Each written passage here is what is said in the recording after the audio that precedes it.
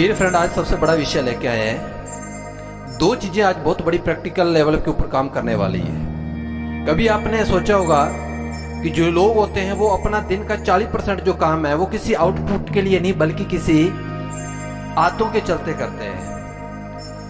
क्योंकि आदतों के कारण क्या होता है दोस्तों, जो हमारी प्रोफेशनल एक्टिविटी है वो किसी प्रोडक्टिविटी के अंदर नहीं बदल सकती, क्योंकि उनके बीच एक सबसे बड़ा कारण जो होता है वो थिंकिंग प्रॉब्लम होती है। ड्यूक यूनिवर्सिटी की एक ताजा रिसर्च के अंदर यह पाया गया कि जो हमारी प्रोफेशनल ग्रोथ होती है उसके अंदर जो रुकावटें आती है वो किसी आदतों के कारण आती है, और उसके जो आदतें हैं वो हमारी सफल और असफलता के बीच सबसे बड़ा रोल निभाती है।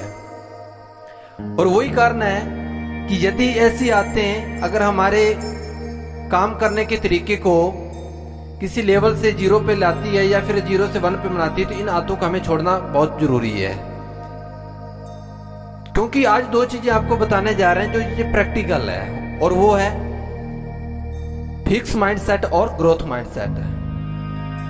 स्टैनफोर्ड यूनिवर्सिटी की एक सबसे बड़े साइकोलॉजिस्ट है कैरोल डेवन, और उनकी रिसर्च के अंदर यह पाया गया कि सफलता और असफलता के बीच सिर्फ किसी चीज का जो डिफरेंस है तो वो सिर्फ एक चीज का है, और वो है माइंडसेट। फिक्स माइंडसेट वाले जो लोग होते हैं दोस्तों, वो ग्रोथ माइंडसेट रखने वाले लोगों के प्रति जो उनकी प्रगति होती है, ग्रोथ होती है, वो बहुत कम होती है। और इसका सबसे बड़ा कारण है कि जो फिक्स माइंडसेट वाले जो लोग होते हैं वो किसी टैलेंट को विकसित के अंदर नहीं बदल पाते, अपने टैलेंट को प्रोफेशनली एग्जीक्यूट नहीं कर पाते, क्योंकि उनके अंदर किसी लर्निंग की कमी होती है।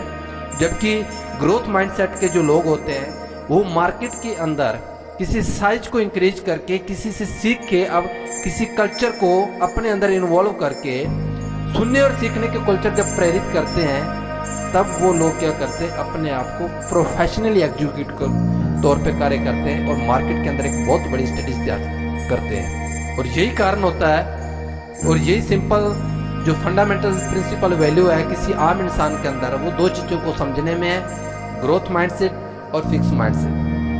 यही कारण है दोस्तों, यदि आप ग्रोथ माइंडसेट को अपनाएंगे, फिक्स माइंडसेट को बाहर निकालना होगा।